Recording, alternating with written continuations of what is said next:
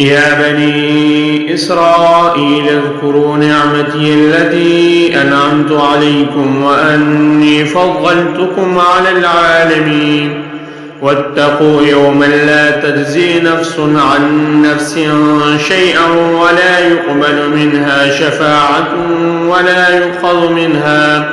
ولا يؤخذ منها عدل ولا هم ينصرون.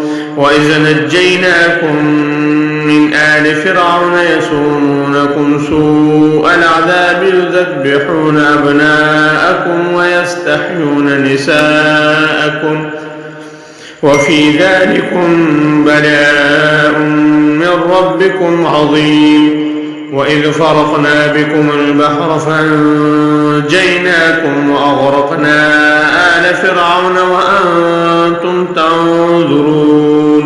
وإذ واعدنا موسى 40 ليلة ثم اتخذتم العجل من بعده وأنتم ظالمون ثم عفونا عنكم من بعد ذلك لعلكم تشكرون.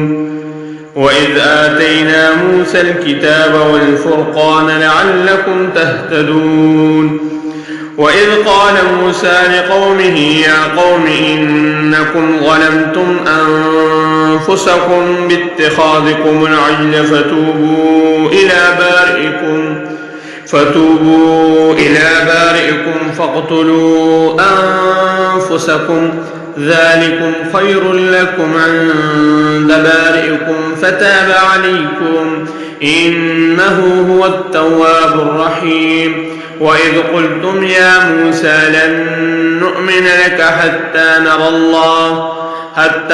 الله جهرة فأخذتكم الصاعقة وأنتم تنظرون ثم بعثناكم من بعد موتكم لعلكم تشكرون.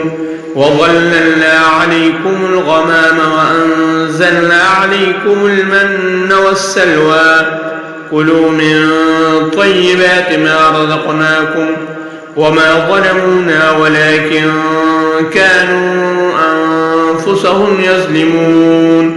وإذ قلنا ادخلوا هذه القرية فكلوا منها حيث شئتم رغدا وادخلوا الباب سجدا وقولوا حطة نغفر لكم خطاياكم وسنزيد المحسنين.